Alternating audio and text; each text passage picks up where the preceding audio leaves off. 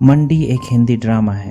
ये कहानी हैदराबाद के एक कोठे की है जो सोसाइटी के लिए तो आग की किरकिरी है, पर इसी में समाज के कई काले राज भी दफन हैं। यहाँ कोई भी दूध का धुला नहीं है, सबके हाथ गंदे हैं। कोठा इस समाज का एक ऐसा जीवटंग है कि इसे काट कर कहीं भी फेंक दो फिर से पनप जाती है, बिल्कुल छिपकली की पूंछ की तरह। इससे छुटकारा पाना आसान नहीं है, लेकिन इससे पहले कि हम इस पूरे ड्रामे को देखें, अगर आपको मेरा काम पसंद आता है तो वीडियो को लाइक, शेयर और चैनल को सब्सक्राइब कर दें। गुप्ता इस शहर का एक बड़ा बिल्डर है। उसे प्रॉपर्टी बनाना और बेचना बहुत अच्छे से आता है। एक दफे उसने शहर से बाहर एक प्रॉपर्टी खरीदी, बिल्कुल वीरान और बंजर। कहते हैं यहाँ बाबा खड़क शाह नाम के किसी पीर की दरगाह है, पर यह जगह इतनी बंजर और वीरान है कि बाबा को चादर चढ़ाने कोई भक्त भी नहीं आता है। आखिर गुप्ता ऐसी जगह पर जमीन खरीद कर करेगा क्या? गुप्ता ने जमीन के मालिक से 2 लाख की जमीन 35,000 और कुछ रुपए में खरीद ली। जमीन के मालिक को भी यकीन नहीं हो रहा था कि गुप्ता जी ने आखिर इस जमीन को खरीदा ही क्यों, पर जो भी हो उसे उससे क्या, पैसे मिल गए, फायदा हो गया। इधर दूसरी तरफ शहर के प्राइम लोकेशन में एक कोठा है। इसकी मालकिन रुक्मणी बाई है। उसने इस कोठे में कई लड़कियों को जगह दे रखी है। यहाँ धंधा भी पूरे जोर शोर से चलता है। रुक्मणी बाई खुद को कलाकार कहती है, जो गाने और नाचने का काम करती है, पर असलियत इससे कहीं आगे है। यहाँ जिस्म फरोशी भी खूब फल फूल रही है। यहाँ शहर के कई नमूने आते हैं। इसमें से एक फोटोग्राफर राम गोपाल है, जो कोठे में केवल इसलिए आता है कि यहाँ की लड़कियों की नंगी तस्वीरें खींच सके। तस्वीर खींचने के लिए वो किसी के कमरे में भी घुसने की हिम्मत रखता है। बाथरूम में ताका झांकी कर सकता है। मार खाए चाहे जलील हो जाए, उसे अपने काम से मतलब है।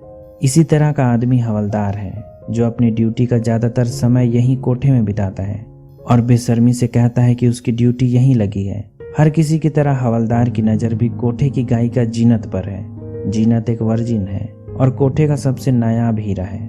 उसके आवाज के तो कई साहब टाइप लोग भी दीवाने हैं। रुक्मणी बाई ने जीनत को बचपन से पाला है। वो यहाँ काम करने वाली एक प्रोस्टिट्यूट रिहाना की बेटी थी। उसके मरने के बाद रुक्मणी ने जीनत की देखभाल की। ये कोठा जीनत के लिए किसी घर की तरह है। उसने तो इस कोठे के बाहर की दुनिया देखी ही नहीं है।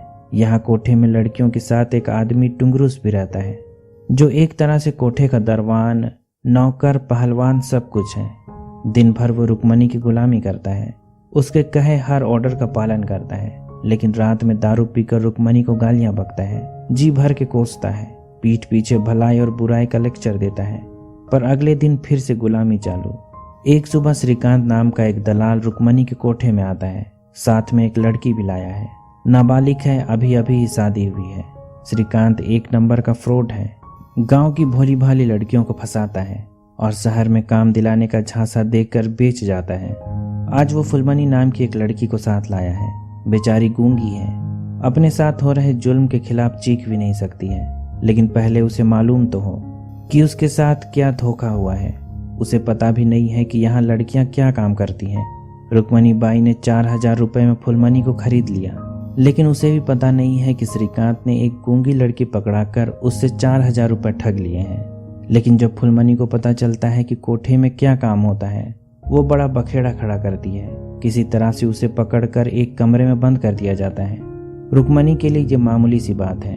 अक्सर नई लड़कियां ऐसा नाटक करती ही हैं, लेकिन एक बार आदत पड़ जाए तो कोई कस्टमर हाथ से जाने नहीं देती है। जल्दी ही वो भी ये काम सीख जाएगी। इसी दौरान कोठे में बिल्डर गुप्ता आता है। शहर में सभी उसे जानते हैं।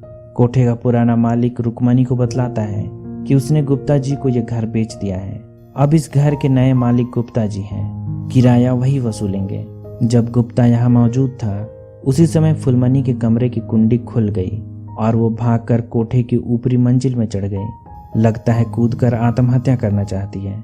तमाशा देखकर भीड़ नीचे जमा हो गई, पर किसी तरह उसे नीचे कूदने से रोक दिया गया। अगर मर जाती तो रुक्मणी के माथे बड़ा पाप चढ़ जाता। शुक्र है कि टुंगरूस ने उसे बचा लिया। असल में गुप्ता इस कोठे को तोड़कर यहाँ एक मॉल बनाना चाहता है।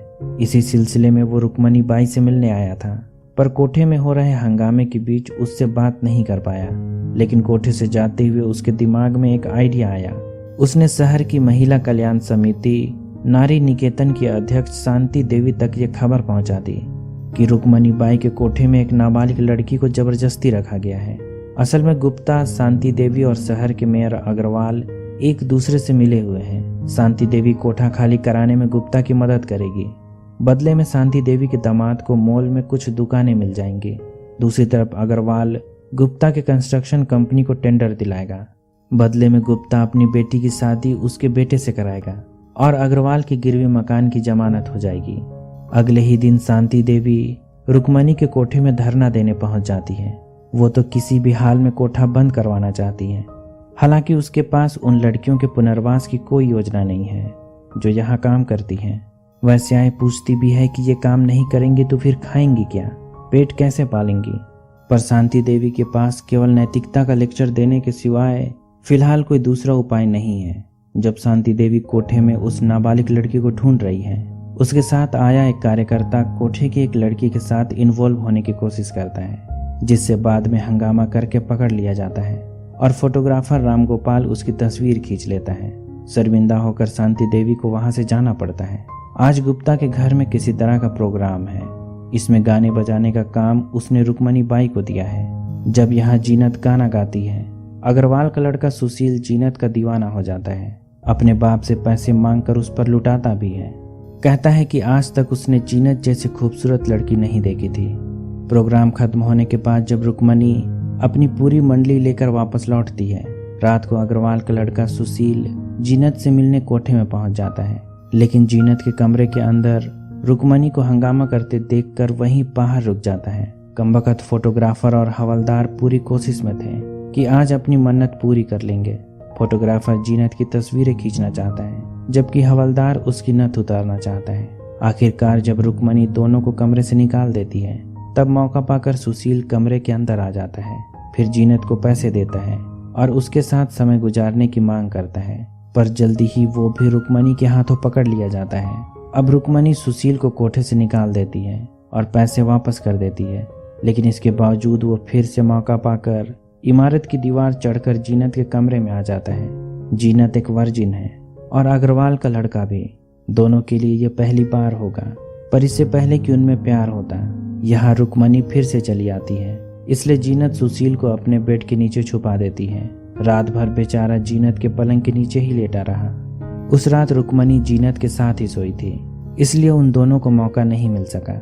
लेकिन जब सुबह रुक्मणी उठती है तो देखती है कि अग्रवाल का लड़का पलंग के नीचे लेटा हुआ है। लेकिन शुक्र है कि उनके बीच कुछ नहीं हो सका, नहीं तो बड़ा अनर्थ हो जाता, एक बड़ा पाप हो जाता। आज इतना ही काफी नहीं था। उस शाम कोठे में नई लाई गई लड़की फुलमणि ने अपनी कलाई काट ली।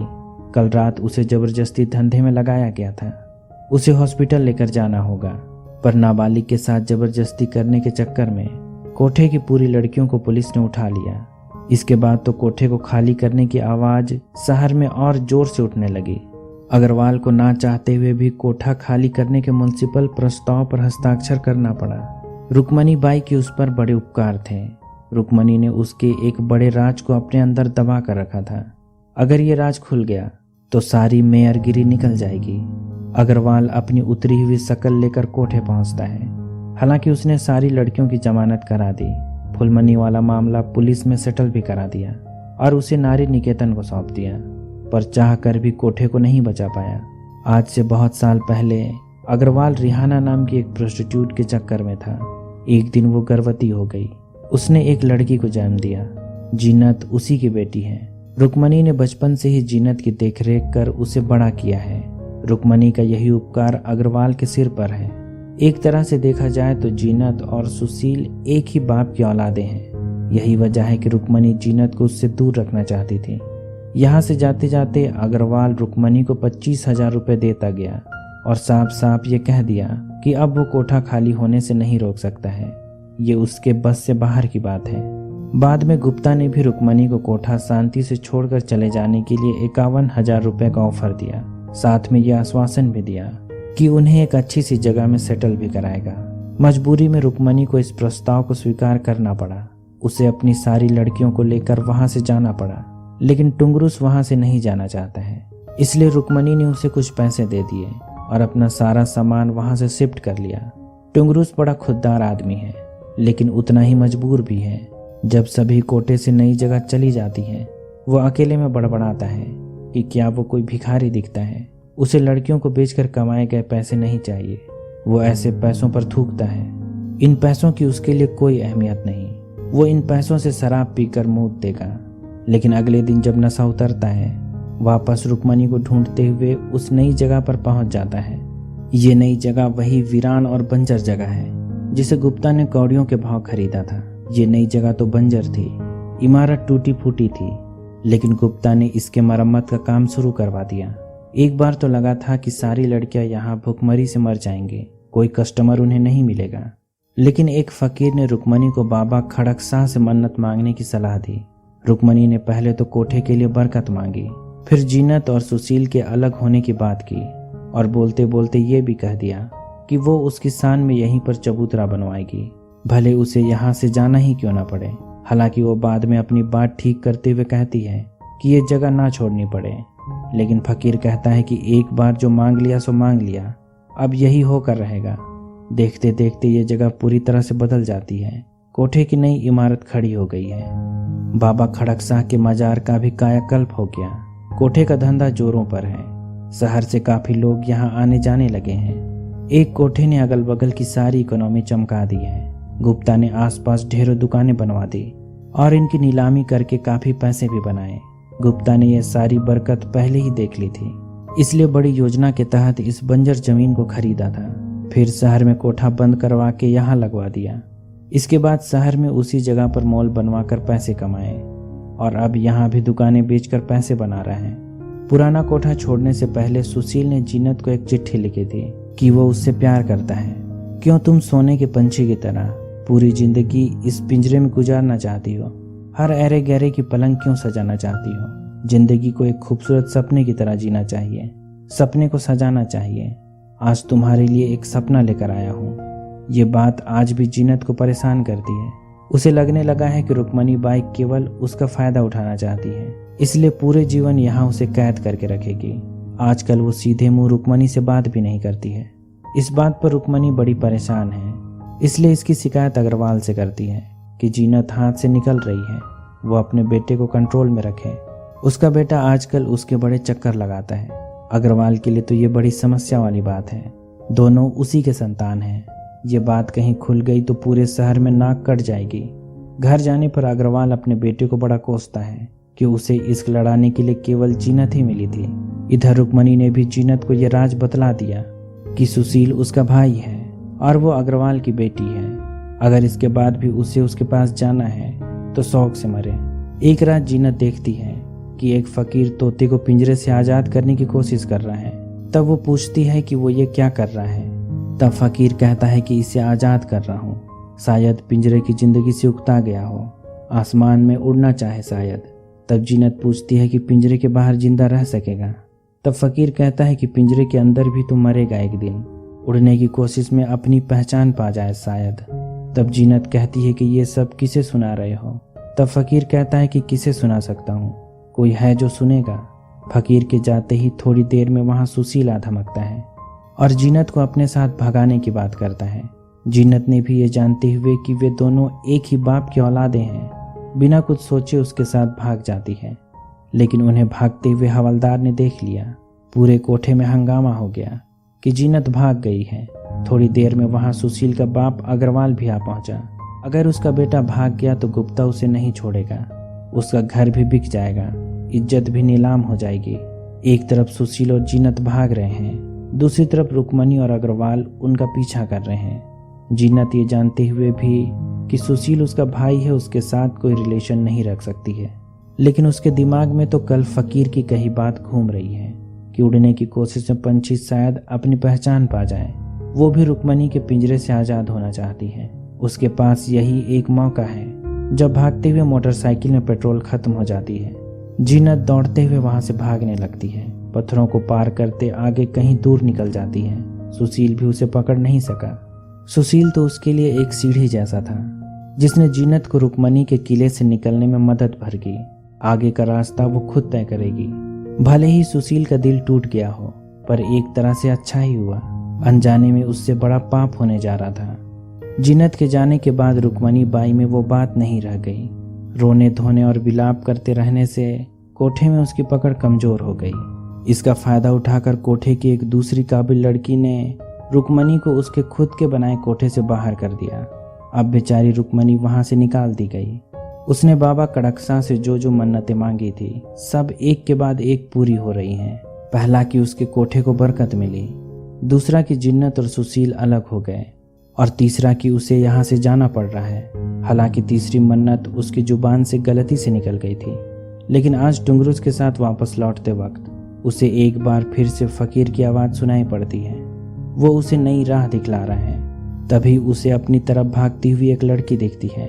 ये तो फुलमनी है जो नारी निकेतन से भागकर उसी की तरफ आ रही है।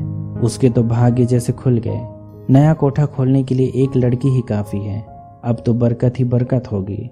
रुक्मणी इसी जगह कोठा बनाएगी। कोठा समाज का एक ऐसा अंग है जिसे कितना ही काट कर फेंक दिया जाए हमेशा उग ही आता है। इसी के साथ ये कहानी खत्म हो जाती है। उम्मीद करता हूँ कि आपको ये कहानी पसंद आई होगी। अगर ऐसा है तो वीडियो को लाइक, शेयर और चैनल को सब्सक्राइब कर दें। अभी तक बने रहने के लिए शुक्रिया।